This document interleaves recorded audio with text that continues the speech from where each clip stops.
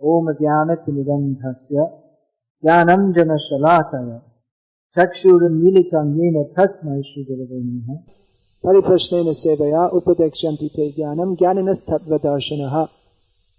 This means try to understand the truth by approaching a spiritual master. Approach him submissively, with inquiries and service. The self-realized souls can impart knowledge unto you because they have seen the truth. This word, upadekshanti, literally means they will initiate. Although Prabhupada chose not to put that in his translation, but the literal, in the word for word purport, you'll find they will initiate. So despite some strange theories we're hearing recently, the process of taking up Krishna Bhakti sadhana is one of being initiated into that by a spiritual master. Adav Guru Vashaya Krishna Dikshanu Shikshanam, in the Bhakti Rasamrita Sindhu, Rupa Goswami, when describing the 64 processes of devotion, he says, first of all, one should take shelter of a guru, one should take initiation from him and instruction from him. Vishrambhena Guru Seva, one should serve him with great awe and reverence. This system is set up by Krishna himself. Krishna says, we'll find in the Bhagavatam, it's described how Krishna himself accepted a guru. It's well known that Sandipani Muni is the guru of Krishna. Who can be the guru of Krishna? Krishnam Vande Jagat Guru. Krishna is the guru of everybody. But guru means, acharya means through his acharan, he teaches. So Krishna, just by his own behavior, he showed what is the proper thing to do, even though he is Vedeshya Sarverahameva Vedyaho. He is the object of all Vedic knowledge himself. He himself approached a guru superficially to accept that knowledge, just to show that we have to approach a guru to take that knowledge. So everyone has to do this, everyone has to approach a guru. In Vedic culture, a person is considered only an uncivilized person, like the Chandalas, who are outside. They're called Antyaja. They're born outside the Vedic culture. Only they would not accept a guru. These children should be sat down. No playing here. Temple is not meant for playing. Only a person who does not have a spiritual master is considered to be uncivilized. Everyone has to accept a spiritual master for proper guidance in life.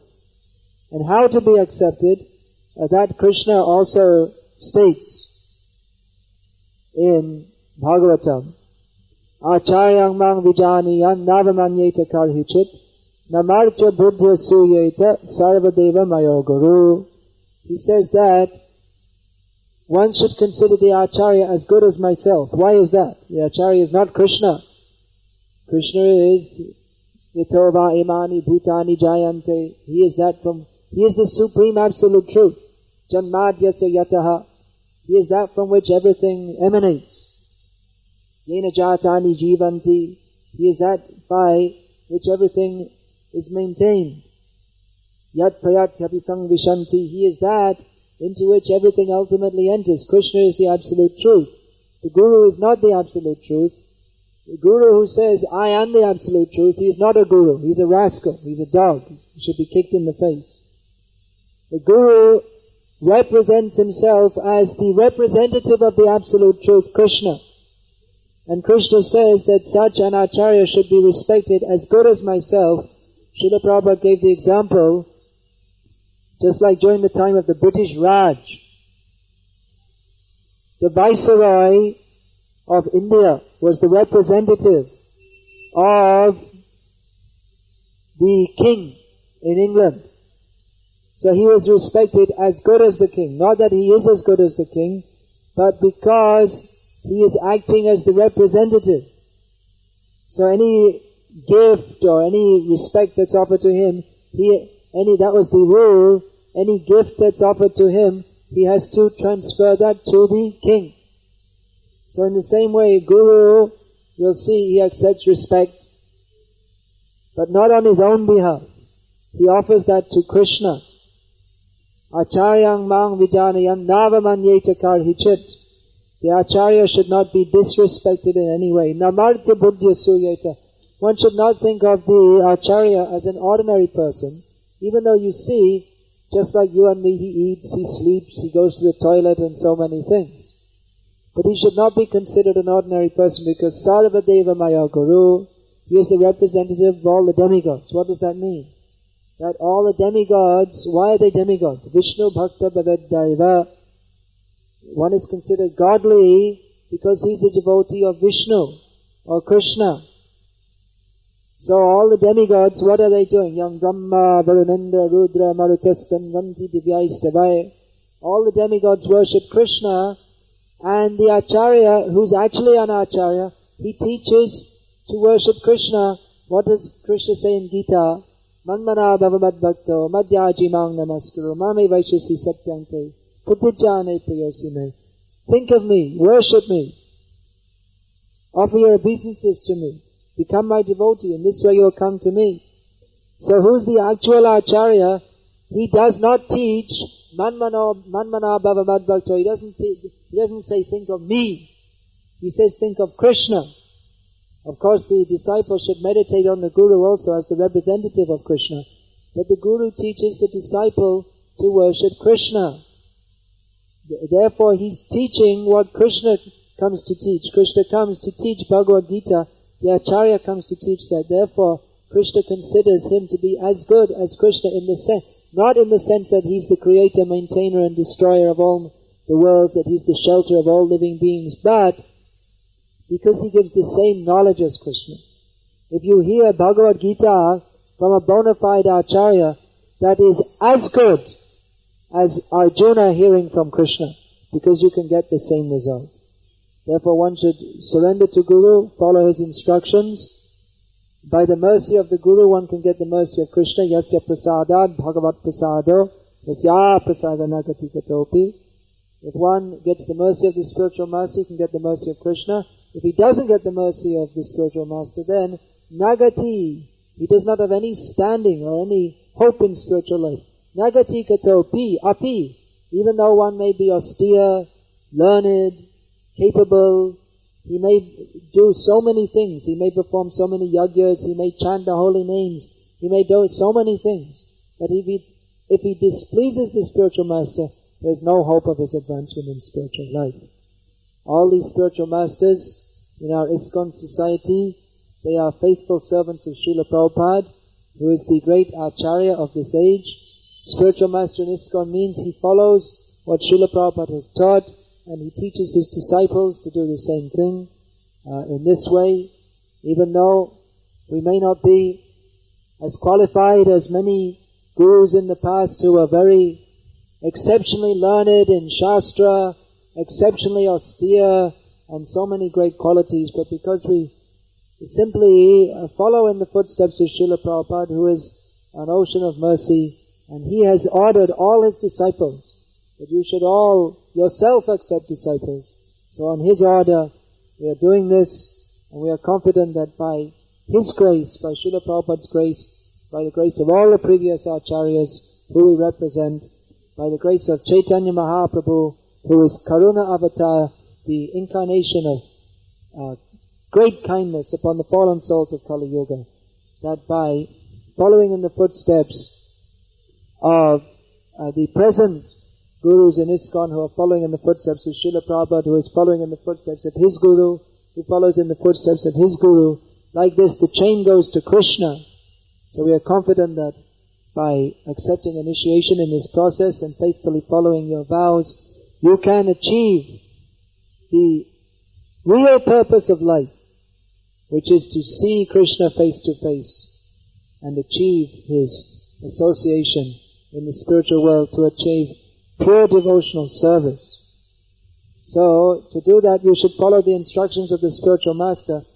Among all the instructions of the spiritual master, the most important is one that you vow to follow which is to chant at least 16 rounds of the Hare Krishna mantra every day. But that chanting, that should also be chanted offenselessly. At least the attempt should be there to be offenseless. If we chant offenselessly, then we can very quickly attain love of Krishna. When Chaitanya Mahaprabhu was asked about what are the important processes of sadhana bhakti, Chaitanya Mahaprabhu replied, Sadhana madhya shreshta navavidha bhakti Krishna prem Krishna dite dhare mahashakti.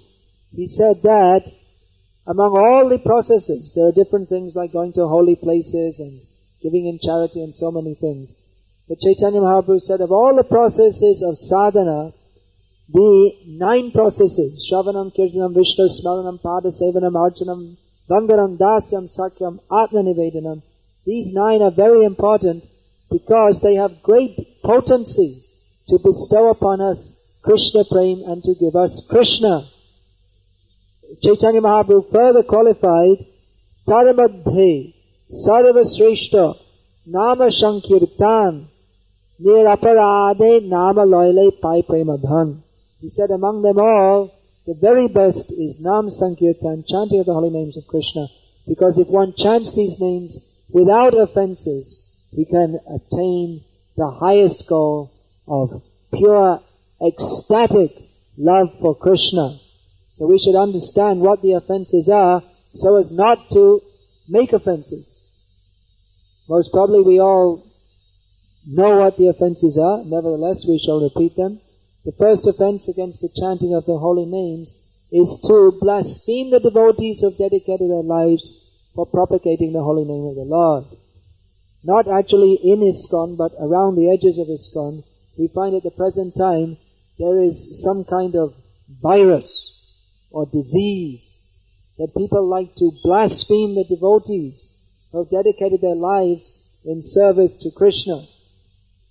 This is very serious offense. Chaitanya Mahaprabhu has called this the mad elephant offense.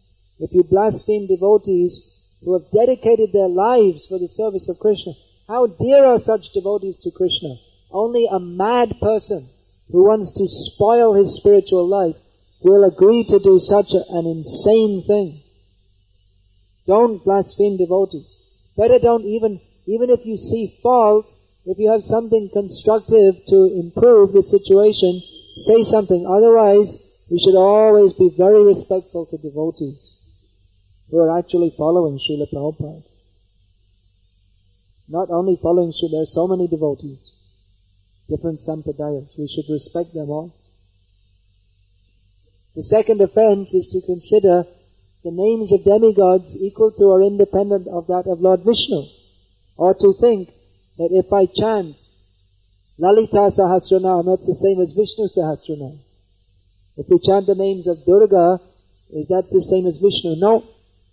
Because all the Devas and Devis, they're all servants of Krishna. Ekali Ishvara Krishna, Arshabhrita. Jare joiche nache tare toiche kare nritta. Only Krishna is the Supreme Lord. All others, including all the great demigods, they're His servants. According to the way Krishna directs, they are dancing. They all act according to His orders.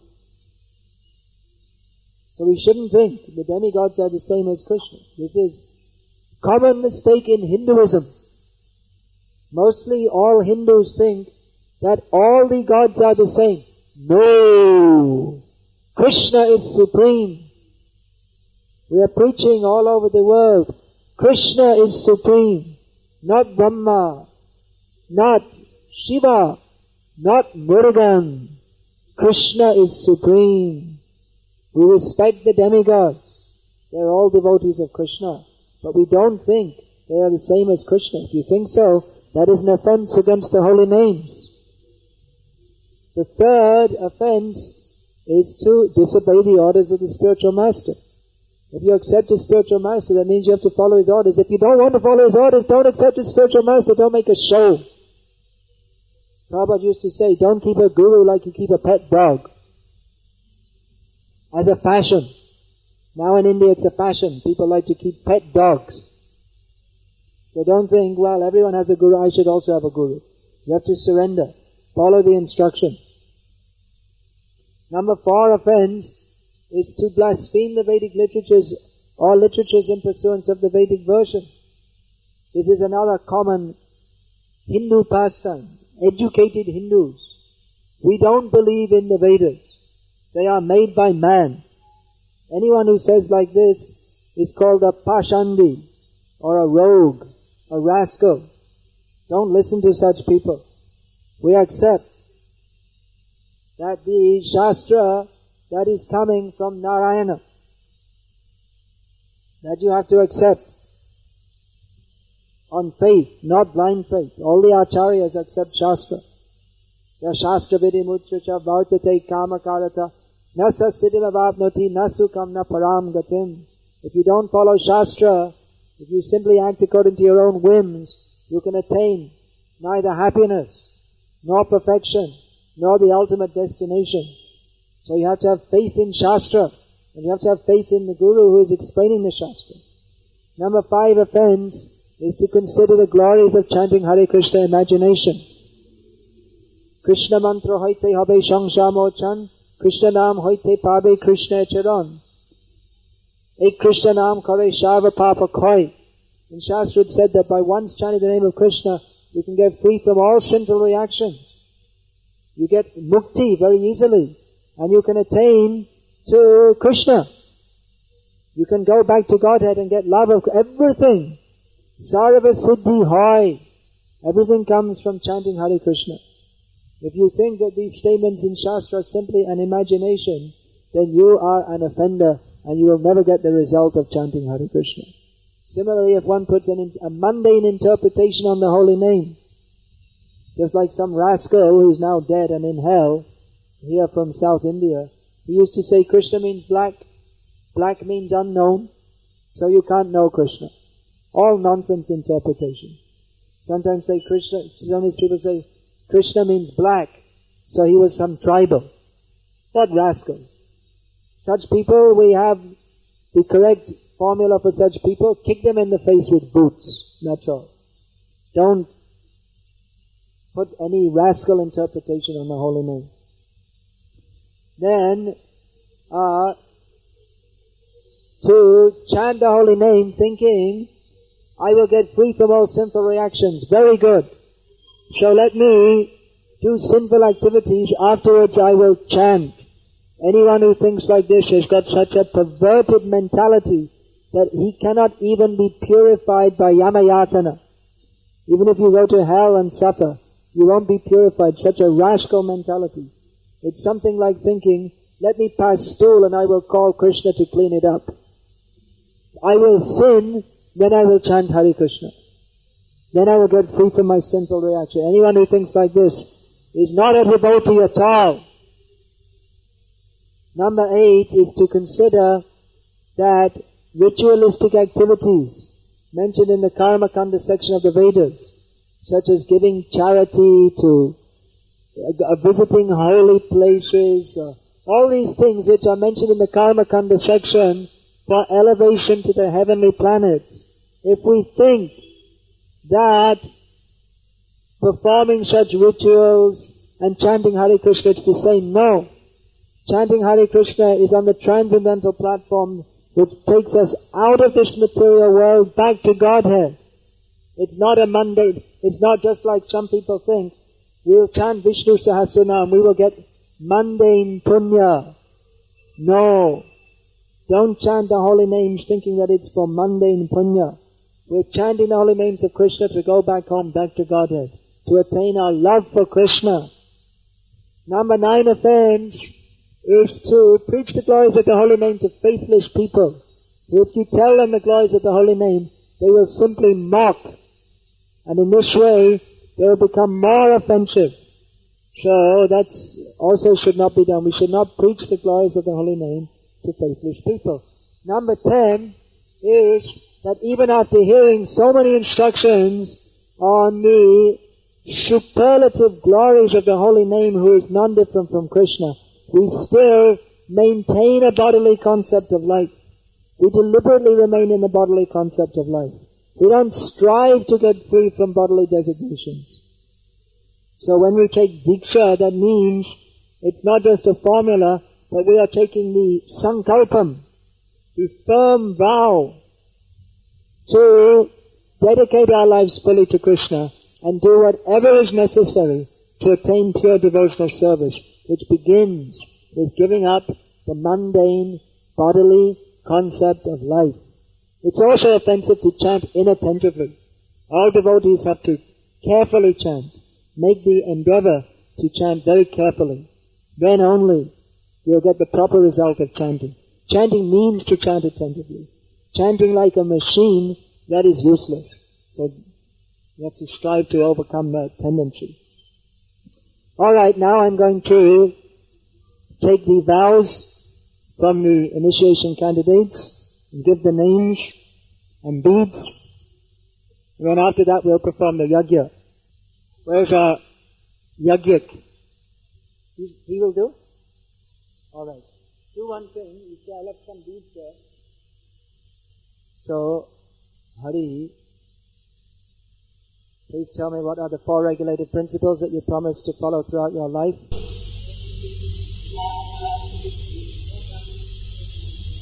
Minimum, how many rounds of the Hare Krishna mantra are you going to chant every day of your life? And do you surrender your life to Krishna within Srila Prabhupada's ISKCON? Alright, so your name is Chitta Haridas. Hare Krishna. Hari means a thief, so he's stealing your mind. Steals the minds of all the devotees. Chitta Hari. Very nice name. Again, offer obeisance. Vivekananda. Actually, even this name Vivekananda is not a bad name. Only the person who's famous for having it, the only problem is he didn't have any proper vivek. His vivek was completely wrong. Otherwise, if you have the right vivek, proper vivek means to see Krishna is supreme and I am his servant. But he had all the wrong idea. Alright, tell me, what are the 4 regulated principles you promised to follow throughout your life?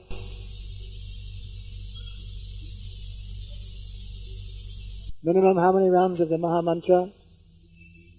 And do you promise to surrender your life to Krishna within Srila Prabhupada's ISKCON? Your name is Prahlad Das. Prahlad means pleasure. So, he himself gives pleasure to Nrsimhadev, or his pleasure is Nrsimhadev. Either way you can take it. So Prahlad Das was attached to worshipping Lord Nrsimhadev. On this day of Nrsimha Chaturdashi, he is now known as Prahlad Das. So offer obeisances all round. When your grandmother, you have to translate. So you ask her, what are the 4 regulated principles? Just tell me if she gets it right, that's all. Say in Telugu. Regulated principles. I got it, okay. Then minimum 16. She's already chanting more. Okay. How many? Okay, that's good. Then she has to promise to dedicate her life to Krishna within Srila Prabhupada's ISKCON. Alright. So your name will be Savapran Adhika Vividasi. It's a long name, but it's a very beautiful one. This is the name of Radharani, you can translate. Means that Sama Prana Adhika means, Sama means Krishna. And this means that Radharani is more dear to Krishna than his own very life.